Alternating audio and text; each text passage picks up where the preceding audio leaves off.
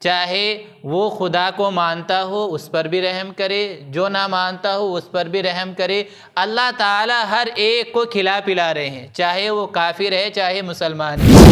انسان جتنا اس دنیا کے اندر لوگوں پر رحم کرے گا، ان کے ساتھ اچھائی کا برتاؤ کرے گا، اللہ تعالیٰ اس کی برکت سے کل قیامت کے دن اس کے ساتھ بھی ویسا ہی برتاؤ فرمائیں گے۔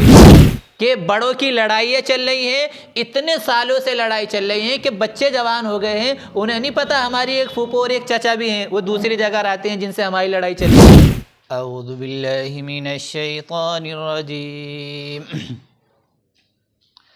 بسم اللہ الرحمن الرحیم، الحمد للہ رب العالمین، الرحمن الرحیم، مالک یوم الدین، ایاک نعبد و ایاک نستعین، اہدنا الصراط المستقیم، صراط الذین انعمت علیہم غیر المغضوب علیہم ولا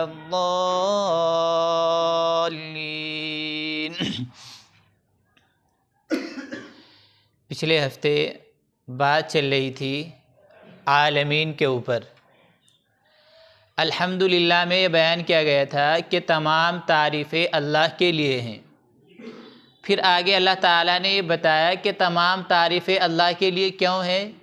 رب العالمین، کیونکہ سارے جہانوں کا رب اللہ ہے، جو سارے جہاں کو کھلا پلا رہا ہو، پال رہا ہو، تو تعریف بھی اسی کی بنتی ہے، اسی کی تعریف بنتی ہے۔ اسی طریقے سے آج اللہ تعالیٰ نے ایک اور بات ارشاد فرمائی، الرحمن الرحیم، کہ جو سب پر رحم کرنے والا ہو، سب کے ساتھ رحمت اور شفقت کا معاملہ کرنے والا ہو، رحیم ہو، رحمان ہو، تو تعریف کا مستحق بھی وہی ہے۔ اس لیے بھی اللہ تعالیٰ کی تعریف کرنی چاہیے۔ اس لیے اللہ تبارک و تعالیٰ نے ایک بات یہ اپنی دو صفات بیان فرمائی، ایک الرحمن، ایک الرحیم۔ الرحمن کا مطلب جو سب پر رحم کرے، چاہے وہ خدا کو مانتا ہو اس پر بھی رحم کرے، جو نہ مانتا ہو اس پر بھی رحم کرے۔ اللہ تعالیٰ ہر ایک کو کھلا پلا رہے ہیں، چاہے وہ کافر ہے چاہے مسلمان ہے۔ اور رحیم، جو صرف اپنے پر رحم کرے، اپنے ماننے والوں پر۔ تو الرحمن کا مطلب یہ ہے کہ اس دنیا کے اندر اللہ تعالیٰ کی یہ صفت ظاہر ہو رہی ہے کہ وہ اپنوں کو بھی دے رہا ہے، غیروں کو بھی دے رہا ہے۔ اور رحیم، جو صرف اپنے کو دے، یہ آخرت میں صرف مومنین کے لیے خاص ہے کہ مومنین کو کل قیامت کے دن جنت جو ہے صرف مومنین کی ہوگی، وہ غیروں کی نہیں ہوگی۔ کافری اور مشرکین کو اس میں نہیں داخل کیا جائے گا۔ یہ رحیم والی صفت اللہ تعالیٰ کی وہاں ظاہر ہوگی۔ تو اللہ تعالیٰ کی صفات اور بھی بہت ساری ہیں۔ اللہ تعالیٰ کے صفاتی نام 99 ہیں، آپ نے سنا ہوگا کہ اللہ تعالیٰ کے 99 نام ہے۔ غفور ہے، غفار ہے، مالک ہے، رازق ہے، رزاق ہے، ذو القوۃ المتین ہے، ذو العرش المجید ہے، قہار ہے، جبار ہے۔ اتنی ساری صفات ہیں اللہ تعالیٰ کی، لیکن اللہ تعالیٰ نے ان تمام صفات میں سے صرف یہاں پر جو سب سے پہلے صفت ذکر کی ہے وہ رحمان اور رحیم کی ہے۔ ایسا بھی ہو سکتا تھا کہ اللہ تعالیٰ دوسری صفت یہاں ذکر کر دیتے، غفار رکھ دیتے، رزاق رکھ دیتے، کہ الحمدللہ رب العالمین الرزاق ذو القوۃ المتین، ایسے کہہ دیتے۔ دوسری صفات کے بجائے اللہ تعالیٰ نے الرحمن اور رحیم والی رکھی ہے، تمام صفات کو چھوڑ دیا، جس کا مطلب یہ ہوا کہ اللہ تعالیٰ یہ بتلانا چاہتے ہیں کہ میرے بندوں سے متعلق جو سب سے پہلے میری صفت ہے وہ رحمت کی صفت ہے، کہ تمام صفات میں سب سے مقدم اور پہلے نمبر پر میرا رحم اور کرم بندوں پر ہے۔ اس لیے ایک حدیث قدسی میں ہے، سبقت رحمتی اعلی غضبی، کہ اللہ تبارک و تعالی فرماتے ہیں کہ میری رحمت میرے غصے پر سبقت کر گئی، یعنی میرا غصہ مغلوب ہو گیا اور میری رحمت اس پر غالب آ گئی۔ اللہ تعالیٰ اس بات سے اور اس آیت سے یہ پیغام دینا چاہتے ہیں کہ اے مسلمانوں، تمہارے اندر دو صفت ہیں، ایک تم رحم بھی کرتے ہو، تم شفقت بھی کرتے ہو، لیکن تم غصہ بھی کرتے ہو، تمہیں غصہ بھی آ جاتا ہے۔ ان دونوں صفتوں کے اندر تمہاری صفت بھی رحم اور شفقت والی اور درگزر والی پہلے ہونی چاہیے، غصہ نہیں آنا چاہیے۔ جیسے اللہ تبارک و تعالیٰ نے رحم اور کرم کی صفت سب سے پہلے رکھی ہے، ایسے ہی بندوں کو بھی رحم اور کرم اور شفقت اور درگزر اور معافی تلافی کے معاملے میں سب سے پہلے ہونا چاہیے۔ غصے کا مزاج انسان کا دوسرے نمبر پر اور نہ ہونے کے برابر ہونا چاہیے۔ آج اگر آپ معاشرے کا جائزہ لیں گے، نبی کریم صلی اللہ علیہ وسلم کی ایک حدیث ہے جس میں نبی کریم صلی اللہ علیہ وسلم نے ارشاد فرمایا کہ ثلاث من کن فیہ حاسبہ اللہ حسابا یسیرا، کہ 3 چیزیں جس شخص کے اندر ہوں گی تو اللہ تبارک و تعالی اس کا حساب کل قیامت کے دن بالکل آسان فرما دیں گے۔ نمبر 1، تعطی من حرمک، کہ تم جو تمہیں دے نہیں رہا ہے، تمہیں محروم کر رہا ہے، تم اس کو عطا کرو، دو۔ وتعفو عمن ظلمک، جو تمہارے ساتھ زیادتی کا معاملہ کر رہا ہے تم اس کو معافی کا اور درگزر کا معاملہ کرو۔ وتصل من قطعک، جو تم سے رشتہ ناتا توڑے تم اس سے جوڑو۔ یہ 3 صفات ایسی ہیں۔ حضرت ابو ہریرہ رضی اللہ تعالی عنہ نے عرض کیا، اے اللہ کے نبی، اگر یہ مجھ میں ہوں اور میں ایسا کر لوں، یعنی کوئی مجھے ستا رہا ہے میں اس کو معاف کر دوں، کوئی مجھ سے رشتہ ناتا توڑ رہا ہے میں اس سے جوڑ لوں، کوئی مجھے محروم کر رہا ہے میں اس کو عطا کر دوں، تو مجھے کیا ملے گا؟ نبی کریم صلی اللہ علیہ وسلم نے ارشاد فرمایا کہ اللہ تبارک و تعالی ان صفات کی برکت سے کل قیامت کے دن تمہارا حساب اور کتاب آسان فرما دیں گے اور تمہیں اپنی رحمت سے جنت میں داخل فرما دیں گے۔ اس لیے رشتے ناتے کا اور تعلق کا اور میل جول کا بڑا اہم رول ہوتا ہے انسان کے مزاج کے اندر۔ اللہ تبارک و تعالیٰ کی یہ صفت الرحمن الرحیم، جس کا مطلب یہ ہے کہ انسانوں پر اللہ تعالیٰ بہت زیادہ رحمان اور رحیم ہے۔ اللہ تعالیٰ اس آیت سے بتلا رہے ہیں کہ اے لوگو، تمہارے اندر بھی یہ صفت ہونی چاہیے، تم بھی رحم اور کرم کرنے والے بنو، تم بھی معاف کرنے والے اور درگزر کرنے والے بنو، یہ صفت تمہارے اندر ہونی چاہیے۔ آج اگر آپ کسی سے سوال کر لیں کہ بھئی آیا کوئی ایسا شخص ہے جس کے کسی سے بول چال بد نہ ہو، آپ کسی سے پوچھ لیں کیا تم میں کوئی ایسا شخص ہے جس کی کسی سے بول چال بند نہ ہو، کسی سے لڑائی جھگڑا نہ ہو، الا ماشاء اللہ کوئی آپ کو ملے گا جو یہ کہہ دے جے میں ایسا ہوں کہ میرا کسی سے کوئی جھگڑا نہیں، کسی سے بول چال بند نہیں، میرا سب سے تعلق ہے، الا ماشاء اللہ پوری رشتہ داری میں آپ کو کوئی ملے گا، ورنہ کسی سے کسی کا جھگڑا ہو گیا ہے، کسی کی کسی سے بات چیت بند ہے، اور چھوٹی چھوٹی باتوں پر بات چیت بند۔ کس بات پر بات چیت بند؟ کہ انہوں نے ہمارے یہاں کارڈ شادی سے صرف 2 دن پہلے پہنچایا، انہوں نے ہمیں کال پر کہا، انہوں نے ہمیں کارڈ کے ذریعے نہیں بلایا، ہم کیوں جائیں؟ غلطی ان کی ہے، ہماری غلطی نہیں، ہم معافی کیوں مانگے؟ ہم نے اس کی دعوت کی تھی، وہ نہیں آیا تھا، وہ ہماری دعوت کر رہا ہے تو ہم اس کی دعوت میں کیوں جائیں؟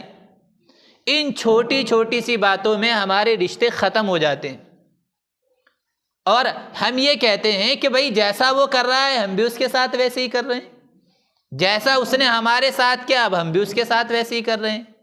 حضرت علی رضی اللہ تعالی عنہ سے نبی کریم صلی اللہ علیہ وسلم نے ارشاد فرمایا، علی یہ بتاؤ کہ رشتہ داری نبھانا اور صلہ رحمی کرنا کس کو کہتے ہیں؟ حضرت علی رضی اللہ تعالی عنہ نے ارشاد فرمایا، اللہ کے نبی ہم تو یہ سمجھتے ہیں جو ہمارے ساتھ اچھا معاملہ کرے ہم اس کے ساتھ اچھا معاملہ کرے، جو ہمارے ساتھ برا معاملہ کرے ہم اس کے ساتھ برا معاملہ کرے۔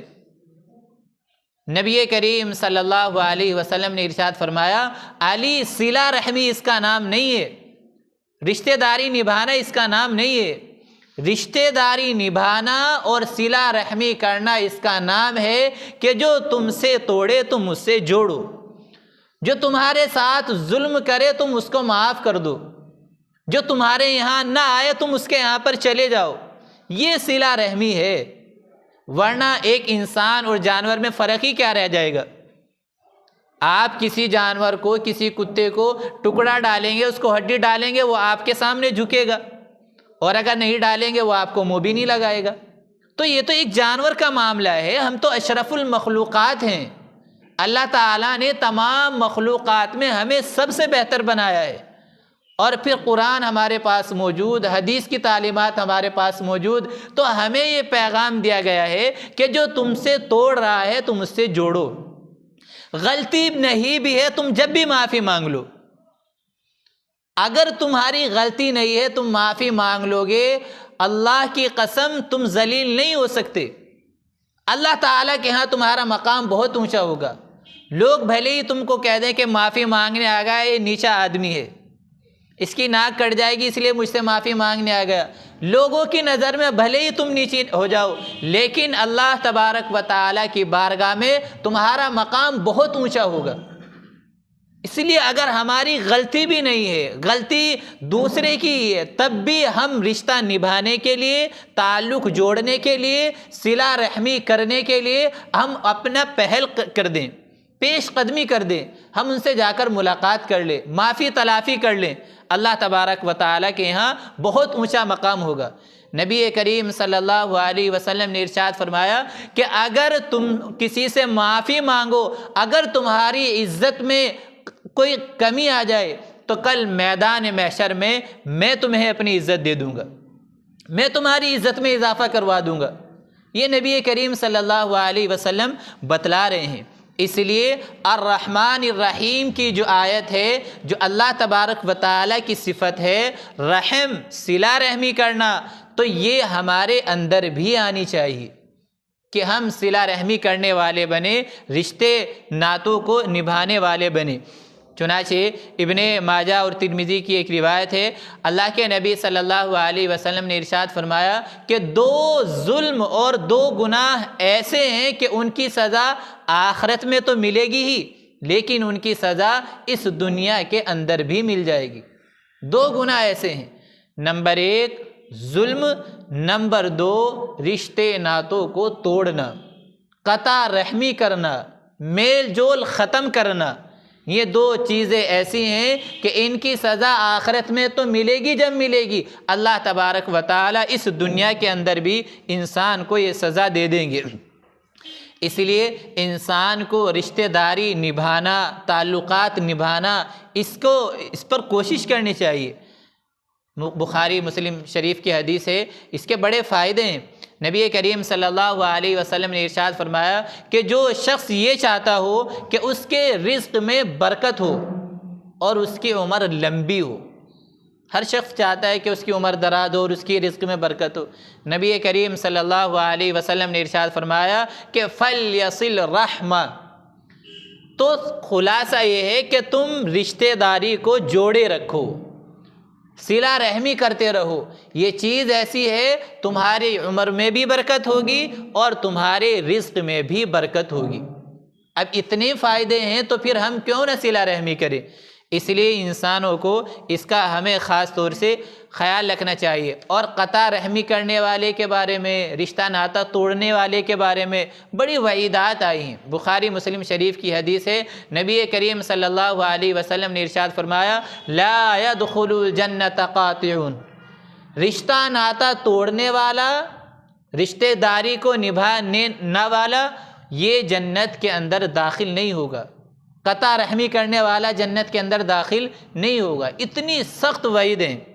ایک حدیث میں ہے کہ اگر کسی شخص نے کسی سے لڑائی جھگڑا کیا اور بات چیت بند ہو گئی اور 3 دن سے زیادہ گزر گئے اور اسی حال میں اس کی موت ہو گئی تو وہ جہنمی ہے۔ وہ کیا ہے؟ جہنمی ہے۔ اتنی سخت وعید۔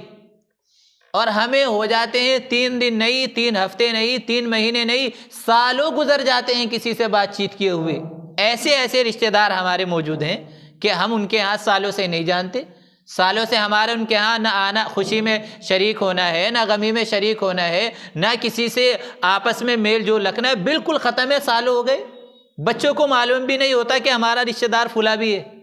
ایسے بھی واقعات موجود ہیں اس دنیا کے اندر کہ بڑوں کی لڑائیاں چل رہی ہیں، اتنے سالوں سے لڑائی چل رہی ہیں کہ بچے جوان ہو گئے ہیں، انہیں نہیں پتہ ہماری ایک پھوپھو اور ایک چچا بھی ہیں، وہ دوسری جگہ رہتے ہیں جن سے ہماری لڑائی چل رہی ہے، وہ نہیں جانتے۔ اس لیے یہ چیزیں بڑی سخت ہوتی ہیں۔ انسان کو چھوٹا بن کر، عاجز بن کر رہنا چاہیے۔ جو جھک جائے گا، من تواضع للہ رفعہ اللہ، جو اللہ تعالیٰ کے لیے عاجزی اختیار کر لے گا، جھک جائے گا، اللہ تبارک و تعالیٰ اس کو بلند فرما دیں گے۔ اللہ تعالیٰ کے یہاں اس کا مقام بہت اونچا ہوگا۔ لوگ بھلے ہی اسے کہہ دیں کہ یہ جھک گیا، تھی نا اس کی غلطی، جھک گیا، یہ ماننا پڑا نا اس کو، لوگ ایسے طعنے دیں گے، آپ ان کو گوارا کر جائیں۔ کس کے لیے؟ صرف اللہ تعالیٰ کے لیے، کہ میں یہ کام صرف اللہ تعالیٰ کے لیے کر رہا ہوں۔ یقین جانیے اللہ تبارک و تعالیٰ انہی لوگوں کو آپ کے سامنے ذلیل کر دے گا، وہ مجبور ہو جائیں گے آپ کی عزت کرنے پر، وہ مجبور ہو جائیں گے کہ یہ رشتے ناطے نبھانے والا ایسا شخص ہے، وہ مجبور ہو جائیں گے اور وہ آپ کی تعریف کرنے پر مجبور ہو جائیں گے اگر آپ یہ قدم اٹھا لیں گے۔ اس لیے اس کی کوشش کرنی چاہیے۔ نبی کریم صلی اللہ علیہ وسلم کی مشہور حدیث ہے، ارحموا من فی الارض یرحمکم من فی السماء، زمین والوں پر تم رحم کرو، آسمان والا تم پر رحم کرے گا۔ جتنا تم لوگوں کے درمیان رحم اور شفقت، عفو و درگزر، معاملے کی درگزری کرو گے، اللہ تبارک و تعالی اتنا ہی تمہاری طرف متوجہ ہوگا اور تم پر اپنی رحمتیں نازل فرمائے گا۔ تو یہ ہے الرحمن الرحیم، اللہ تبارک و تعالی کی جو یہ صفت ہے، جو کہ بڑا مہربان ہے، نہایت رحم والا ہے، اس کو سمجھنے کے لیے ہمارے سامنے روزمرہ کی زندگی میں نہ جانے کتنے واقعات پیش آتے رہتے ہیں، ہم اپنی آنکھوں سے دیکھتے رہتے ہیں۔ چنانچہ ایک واقعہ ہے، نبی کریم صلی اللہ علیہ وسلم کے دور میں ایک عورت کا جنگ کے دوران بچہ گم ہو گیا، دودھ پیتا بچہ گم ہو گیا۔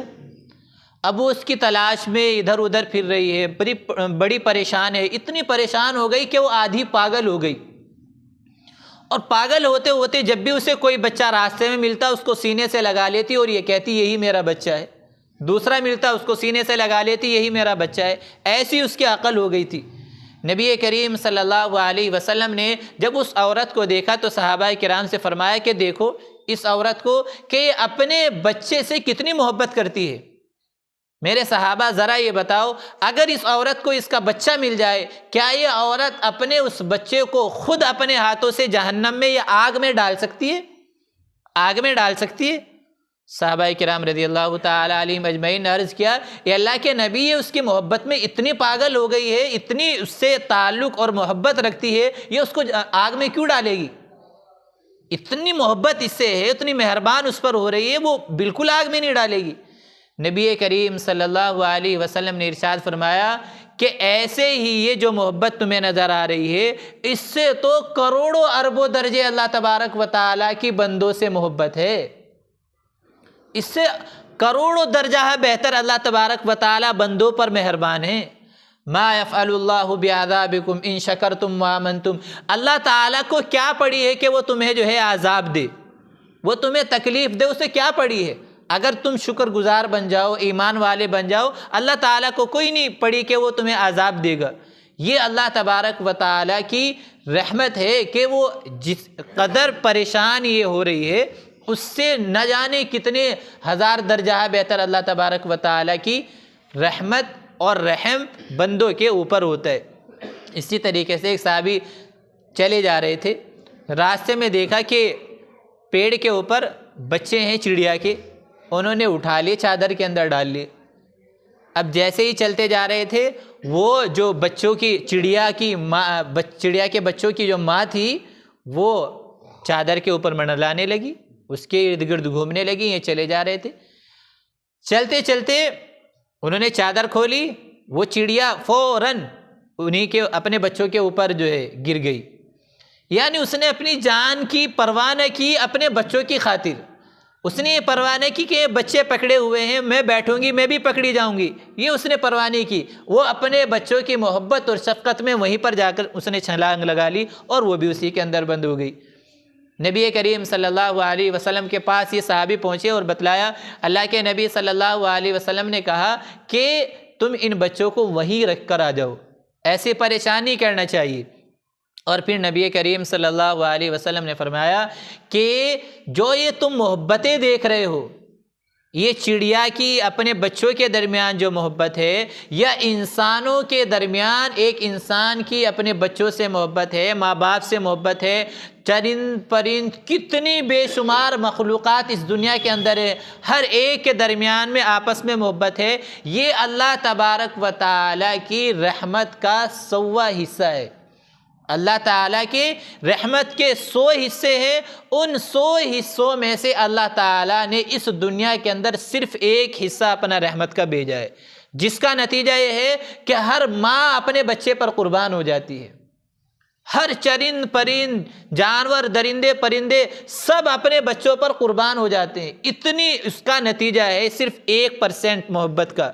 اور جب میدان محشر قائم ہوگا، اللہ تبارک و تعالیٰ اس 1% کو بھی ملائیں گے اور پھر اپنے بندوں پر رحم اور کرم کا معاملہ فرمائیں گے۔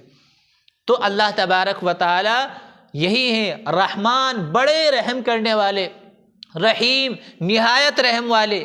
یہ اللہ تبارک و تعالیٰ کی رحمت کو پہچاننے کے لیے ہمارے سامنے یہ واقعے بیان کیے گئے ہیں۔ انسان جتنا اس دنیا کے اندر لوگوں پر رحم کرے گا، ان کے ساتھ اچھائی کا برتاؤ کرے گا، اللہ تعالیٰ اس کی برکت سے کل قیامت کے دن اس کے ساتھ بھی ویسا ہی برتاؤ فرمائیں گے۔ چنانچہ ایک شخص جو ہے، ان کی دکان تھی، سامان کی دکان تھی، لوگ ان کے پاس آتے تھے، سکے وغیرہ اس زمانے میں چلتے تھے، تو کوئی نقلی لے کر آ رہا ہے، کوئی اصلی لے کر آ رہا ہے۔ جو اصلی آتا تھا سکے لے کر، یہ اس کو بھی سامان دیتے تھے، جو نقلی لے کر سکے آ جاتا اس کو بھی دے دیا کرتے تھے۔ اس سے نہیں کہتے تھے کہ تو کھوٹے سکے لے کر آیا ہے، نقلی لے کر آیا ہے، تجھے سامان نہیں ملے گا، واپس چلا جا، یہ نہیں کرتے تھے۔ جو بھی نقلی لے کر آتا اس کو رکھ لیتے اور سامان اس کو دے دیا کرتے تھے۔ پوری زندگی ان کی ایسے ہی گزر گئی۔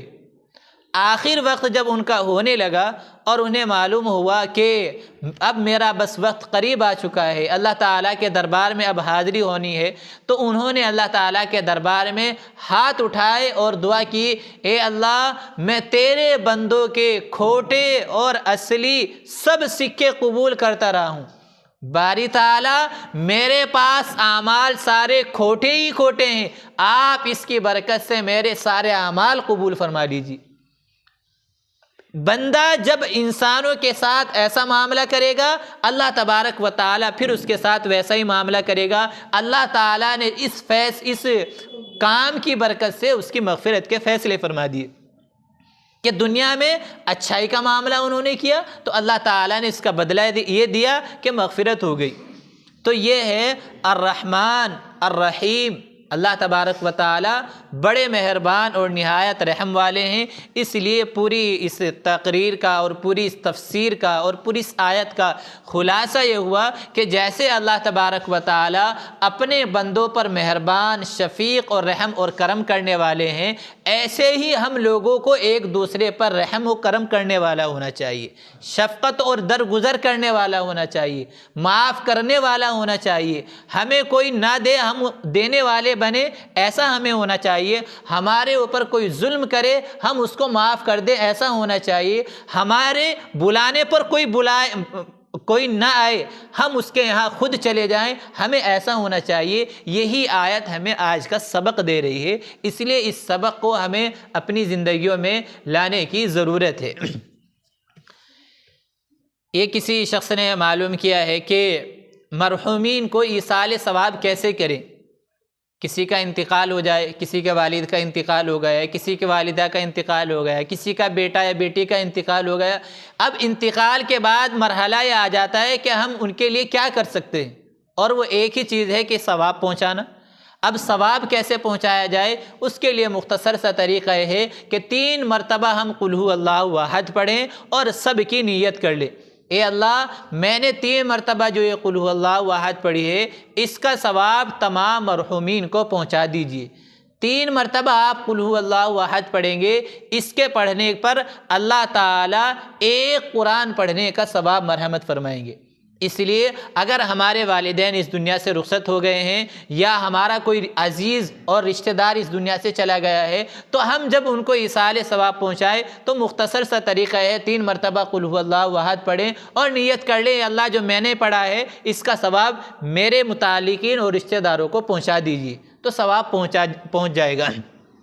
اسی طریقے سے ایک سوال کسی نے یہ کیا کہ موبائل میں قرآن پڑھنا کیسا ہے؟ موبائل میں قرآن ڈاؤن لوڈ کر لیا جاتا ہے ایپ میں، اس کا پڑھنا کیسا ہے؟ تو اس کو پڑھنے میں کوئی حرج نہیں ہے۔ مثلاً یہ ہمارے پاس موبائل ہے، اگر موبائل کے اندر ہم نے قرآن ڈاؤن لوڈ کیا ہوا ہے تو ہم موبائل کو ایسے بھی پکڑ سکتے ہیں، ہر جگہ ہاتھ لگا سکتے ہیں، لیکن جس وقت ہم قرآن کریم کا ایپ کھولیں گے اور قرآن کریم ہماری اسکرین پر آ جائے گا تو اب اس لیے اس وقت ضروری ہے کہ ہماری وضو ہونی چاہیے۔ جس وقت اسکرین پر موبائل قرآن کھلا ہوا ہے تو ہماری وضو ہو تبھی ہم اسکرین کو ٹچ کر سکتے ہیں، بقیہ سائیڈ سے ادھر سے ہم موبائل پکڑ سکتے ہیں، لیکن جو حصہ اس قرآن کا آ رہا ہے اسکرین کے اوپر وہاں ہم بغیر وضو کے ہاتھ نہیں لگا سکتے، اس وقت ہمارا باوضو ہونا ضروری ہے۔ اس لیے خلاصہ یہ ہوا کہ قرآن کریم کو موبائل میں پڑھ سکتے ہیں بشرطے کہ ہماری وضو ہو، یعنی اس کو چھونے کے لیے وضو کا ہونا ضروری۔ اسی طریقے سے ایک صاحب نے پوچھا ہے کہ قرض کی دعا، ہر شخص پریشان رہتا ہے کہ قرض ہو گیا ہے، کوئی عمل بتا دیا جائے، کوئی تعویذ بتا دیا جائے، کوئی وظیفہ بتا دیا جائے۔ قرض کی دعا نبی کریم صلی اللہ علیہ وسلم نے ہمیں سکھائی ہے۔ حضرت علی رضی اللہ تعالی عنہ کے پاس ایک شخص آئے، بڑے محتاج اور ضرورت مند تھے، بڑا ان کے اوپر قرض تھا، بڑے پریشان تھے۔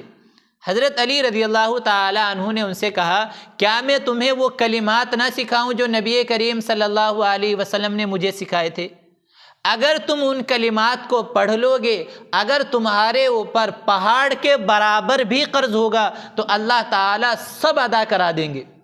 اور پھر فرمایا کہ یہ کلمات زیادہ سے زیادہ پڑھا کرو، اور وہ کلمات یہ ہیں اللہم اکفنی بحلالک عن حرامک واغننی بفضلک عمن سواک، اللہم اکفنی بحلالک عن حرامک واغننی بفضلک عمن سواک۔ یہ مختصر سی دعا ہے، اس کو ہم زیادہ سے زیادہ جب بھی موقع ہو پڑھتے رہیں، اس یقین اور امید کے ساتھ کہ نبی کا فرمان ہے اور ضرور یہ پورا ہوگا اور اللہ تبارک و تعالی اس کے ذریعے سے ہمارا قرض ادا کرا دیں گے۔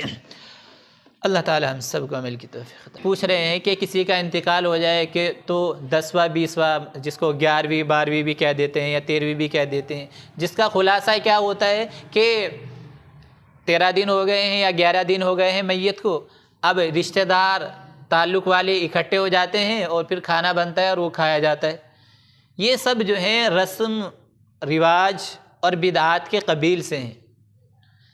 جانے والا اس دنیا سے چلا گیا، اب ہم اس کو ثواب کیسے پہنچا سکتے ہیں؟ اس کا طریقہ یہی ہے کہ ہم اس کی طرف سے کچھ صدقہ خیرات کر دیں، اس کو ثواب پہنچا دیں، یا یہ کہ ہم کچھ نفلیں پڑھ لیں، ان کا ثواب اس کو پہنچا دے، یا قرآن کریم کی تلاوت کر لیں، اس کا ثواب اس کو پہنچا دے، یا اگر ہمیں کھانا ہی کھلانا ہے تو غریب اور مسکینوں کو کھانا کھلا دیں اور اس کا ثواب اس کو پہنچا دے۔ تو یہ طریقے ہیں ایصال ثواب کے بس، اور یہ ضروری طور سے منانا کہ 11ویں ہے آج اس کو پکانا ہی ضروری ہے، اس کے بغیر کچھ نہیں ہوگا، یا 40واں ہے، جو بھی ہے، بہرحال یہ سب جو ہے اسلام اور شریعت ہمیں اس کی اجازت نہیں دیتی۔